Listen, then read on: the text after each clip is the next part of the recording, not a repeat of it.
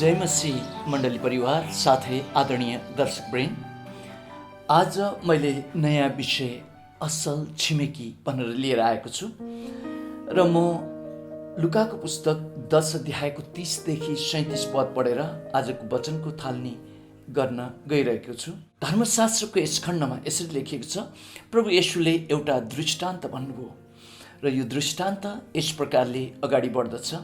एकजना मानिस यरुशलेमबाट यरियोतिर जाँदै थियो। त्यो डाकुहरूको फेला पर्यो। तिनीहरूले त्यसलाई नाङ्गै पारेर पिटे र अधमरो पारी छोडेर गए। संयोगले एकजना पुजारी त्यही बाटो भएर जाँदै थियो र त्यो अधमरो मान्छेलाई देखेर त्यो अर्कोपट्टि तर्केर गयो। त्यसै गरी एकजना लेवी पनि त्यस ठाउँमा आएर त्यसलाई देखेपछि अर्कोपट्टि तर्केर गयो। तर एकजना सामरी उसको यात्रामा जाँदै गर्दा त्यो मान्छे भएको ठाउँमा आइपुग्यो। त्यसलाई देखेर उसको मन दयाले भरियो र त्यसकहाँ गएर तेल र दाखमध्य लगाएर त्यसका घाउहरूमा पट्टी बाँधिदियो र आफ्नै गधामाथि चढाएर त्यसलाई एउटा पौवामा ल्याई त्यसको हेरविचार गर्यो। भोलिपल्ट उसले चाँदीका 2 सिक्का पौवाको मालिकलाई दिएर भन्यो, यिनको हेरविचार गर्नुहोस् र अरू बढी खर्च लागेमा म फर्केर आउँदा तिमीलाई तिरिदिनेछु। येशूले सोध्नुभयो, तिम्रो विचारमा यी 3 जना मध्ये डाकुहरूको हातमा पर्ने मानिसको छिमेकी चाहिँ कुन ठहरियो? तिनले भने, त्यस मानिसमाथि दया देखाउने चाहिँ। तब येशूले तिनलाई भन्नुभयो, जाऊ तिमी पनि त्यसै गर। प्रिय दाजुभाइ दिदीबहिनीहरू, हामी नेपालबाट 15 जना इजरायल टुरमा गएका थियौँ। हामी यरुशलेम पनि गयौँ, यरियो पनि गयौँ र यरुशलेमबाट यरियो पुग्न करिब 25 किलोमिटर रहेछ। यो लामो दूरीको बाटो हो र प्रभु येशूले भन्नुभएको यस दृष्टान्तमा एउटा यात्रु चाहिँ यरुशलेमबाट यरियोतर्फ जाँदाखेरि 3 थरीका मानिसहरूलाई उहाँले भेट्नुभयो। र पहिलो डाकाको जत्था थियो र दोस्रो चाहिँ लेवी र पुजारी थिए र तेस्रो चाहिँ एक असल सामरी थिए। उहाँले फरक फरक समयमा भेट्न भएका 3 जत्थाका मानिसहरू मानिसै थिए। उनीहरूको आँखा, मुख, शरीर, खुट्टाहरू सबै हेर्दाखेरि मानिसै थिए। तर उनीहरू 3 जत्थाका मानिसहरूको फरक फरक सिद्धान्त उनीहरूले लिएका थिए।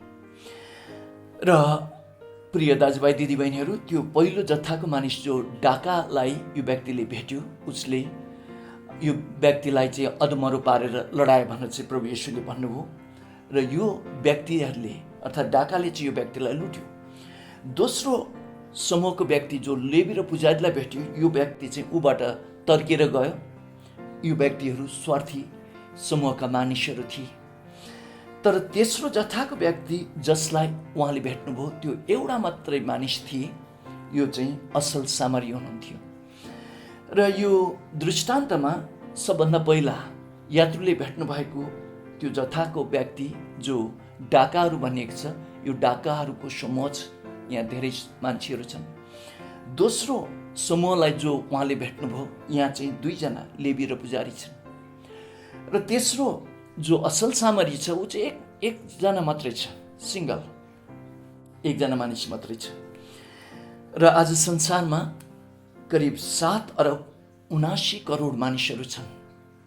जन्मिने जो बालकहरू छ, उनीहरू हरेक 8 सेकेन्डमा एकजना बालक जन्मिन्छ भने मर्ने मानिसहरू 11 सेकेन्डमा एकजना मान्छे मर्दछ। र यो करिब 7 अरब 79 करोड मानिसले भरिएको यो संसारमा प्रभु येशूले यहाँ भन्दै हुनुहुन्छ कि 3वटा सिद्धान्त बोक्ने मानिसहरू बस्दछन्।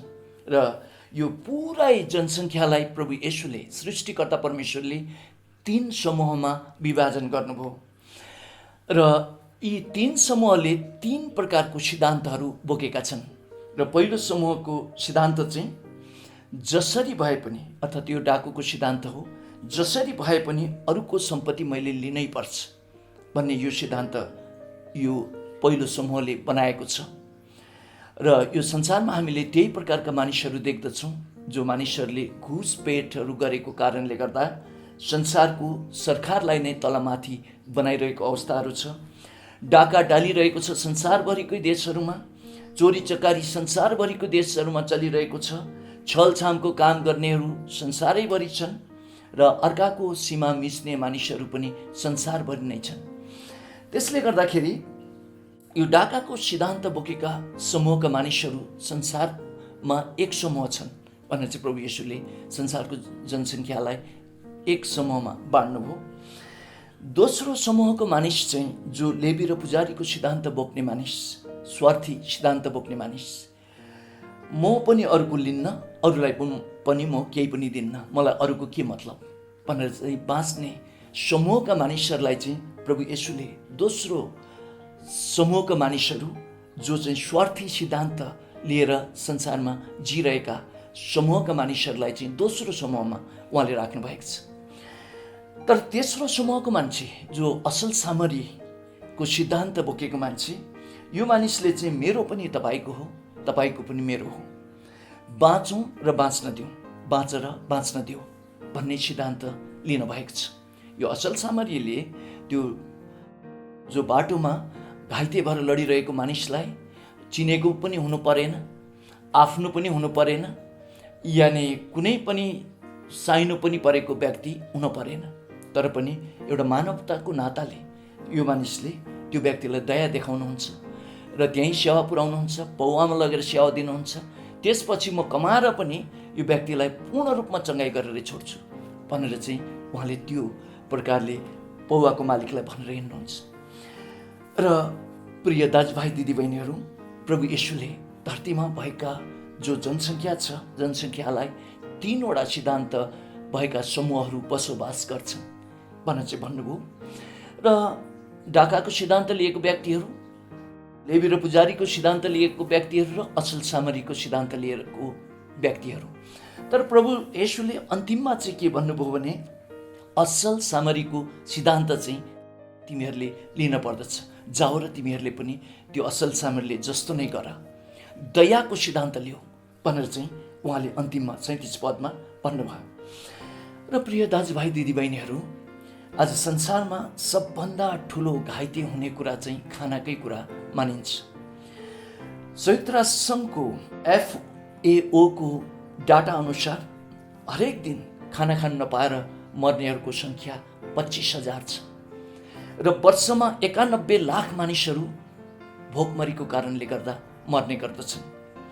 तर विडम्बना, एउटा आश्चर्य लाग्दो कुरा चाहिँ यो छ कि संयुक्त राष्ट्र सङ्घकै यो डाटा अनुसार यहाँ जो धरतीमा परमेश्वरले अन्नपात फलाइदिनुहुन्छ, यो फलेको अन्नपातलाई सबैले बाँडचुँडी गरेर खाने हो भने 10 अरब मानिसहरूले मजासँगले उनीहरूलाई खानाको लागि खाना पुग्दछ भने 10 अरब मान्छेलाई खाने अन्न परमेश्वरले उब्जाइ राखिदिनु भएको छ, फलाइ राखिदिनु भएको छ भने 7 अरब 79 करोड जो जनसङ्ख्या छ ती मानिसहरूमा हरेक दिन 25,000 मान्छे भोकमरीले मर्नु परिरहेको छ भने बाँकी अन्न कहाँ गइरहेको छ प्रियहरू? बाँकी अन्न चाहिँ मानिसको लोभले खाइरहेको छ। मानिसहरूको लोभको कारणले गर्दाखेरि उनीहरूले को ढिकुटीमै त्यो अन्नहरू कुहेर जाँदछ र मानिसहरूको पापी स्वभावको कारणले गर्दाखेरि मानिसहरूले ती अन्नहरूबाट रक्सीजाँड बनाएर जीवन बिग्रिने कुराहरू खाएर हिँडिरहेको अवस्थाहरू छ। दुष्ट आत्माले मानिसहरूमा डाकुको सिद्धान्त लगाइदिएर, यानि लेवी र पुजारीको सिद्धान्त, स्वार्थी सिद्धान्त लगाइदिएको कारणले गर्दाखेरि आज संसारमा परमेश्वरले फलाउनु भएको ती अन्नपातहरू पापले खाइरहेको अवस्थाहरू छ र मानिसहरू दैनिक 25,000 भोकमरीले मरिरहेको अवस्थाहरू छ। र प्रिय दाजुभाइ दिदीबहिनीहरू, प्रभु येशूले जो तिमीहरू चाहिँ असल छिमेकीको सिद्धान्त अपनाऊ, असल सामरीको सिद्धान्त तिमीहरूले अपनाऊ र तिमीहरूसँग जे जति कुराहरू छ त्यो धरतीमा हुँदाखेरि बाँडीचुँडी गरेर खाऊ भनेर चाहिँ प्रभुले यो सिद्धान्त सिकाउनु भएको छ। र प्रिय दाजुभाइ दिदीबहिनीहरू, प्रभुले यो दृष्टान्त भन्नुहुँदाखेरि एक यात्री भनेर चाहिँ भन्नुभयो। तपाईँ र म पनि यो धरतीको लागि एउटा यात्री नै हौँ। घडीको सेकेन्ड काँटाको टिकटिक आवाज सँगसँगै तपाईँ र म आफ्नो चिहानमा हामी यात्रा गरिरहेका छौँ। हामी उफ्रिएर त्यो चिहानको नजिक नजिक गइरहेका छौँ र प्रिय दाजुभाइ दिदीबहिनीहरू, हामी जसरी जन्मदाखेरि एउटा नाङ्गो शरीर लिएर आयौँ, हामी यहाँबाट धरतीबाट बिदा हुँदाखेरि यो नाङ्गो शरीर पनि लिएर हामी जाँदैनौँ। र भने हामीले जम्मा गरेको कुराहरू हामीले केही पनि हामी लिएर माथि जान सक्दैनौँ।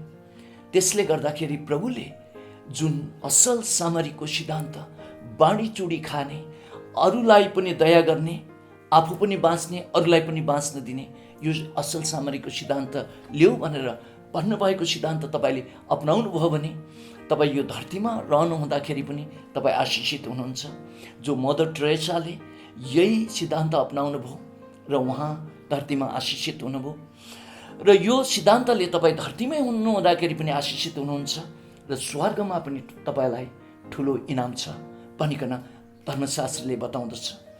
र हितोपदेशको पुस्तक 19 अध्यायको 17 पदले यो बताउँदछ कि गरिबहरूलाई जसले दिन्छ त्यो व्यक्तिले परमप्रभुलाई नै सापटी दिएको हुन्छ भनेर चाहिँ त्यहाँ भनिएको छ। त्यसले गर्दाखेरि जो दुःख कष्ट पाएका मानिसहरू जो तपाईँको वरिपरि छन् उनीहरूलाई पनि बचाउनुहोस्, तपाईँ पनि बाँच्नुहोस्। यो असल सामरीको सिद्धान्त, असल छिमेकीको सिद्धान्त लिएर जानुभयो भने धरतीमा पनि तपाईँ सफल हुनुहुनेछ र स्वर्गमा पनि तपाईँलाई ठुलो इनाम हुनेछ। र प्रिय दाजुभाइ दिदीबहिनीहरू, भर्खरको कुरा हो, हाम्रो मण्डलीबाट मेरो जेठा छोरा अभिषेक दाहालले यही सिद्धान्त अनुसार उसले जो राहत यो नरेफाँट एरियामा धेरै मानिसहरूलाई खानेकुराहरू बाँड्यो। र मेरो अर्को छोरा जो विदेशमा काम गर्दछ, सलोम, अनि अर्को हाम्रो चर्चको बाबु रचन र देवान बाबुहरूले पनि उनीहरूले पैसाहरू हाले, बाँकी अरूहरूले पनि हाल्नुभयो। र अभिषेक बाबुको कोअर्डिनेसनमा, संयुक्ततामा यी कुराहरू भए र धेरै मानिसहरूलाई यो सहायता पुग्यो। यो बाबुहरूसँग पैसा भएर होइन, तर यी बाबुहरूले प्रभु येशूले सिकाउनु भएको सिद्धान्त, जो असल छिमेकीको सिद्धान्त, असल सामरीको सिद्धान्त यी जवान बाबुहरूले आफ्नो जीवनमा लागू गरेको कारणले गर्दाखेरि मेरो मन पनि भुरुङ्गै भयो। धेरै मानिसहरूले त्यो आवश्यकतामा परेको खाना नभएका मानिसहरूले सहायता पाए।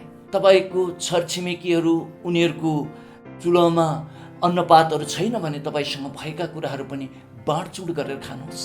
यो सिद्धान्तलाई चाहिँ प्रभु येशूले असल सामरीको सिद्धान्त भनेर चाहिँ भनेको छ। र यो असल सामरीको सिद्धान्त तपाईँले अपनाउनु भयो भने प्रभु येशूले तिमी पनि गएर यसै गर भनेर चाहिँ भन्नुभएको उहाँको इच्छा अनुसार हामी जिएको हुँदछौँ। र असल सामरीको सिद्धान्त अपनाउनुहोस् र तपाईँको वरिपरि रहेका मानिसहरूको तपाईँ असल छिमेकी बन्नुहोस् भन्दै म टेक दाहाल आजको वचनबाट बिदा हुन्छु। जय मसीह।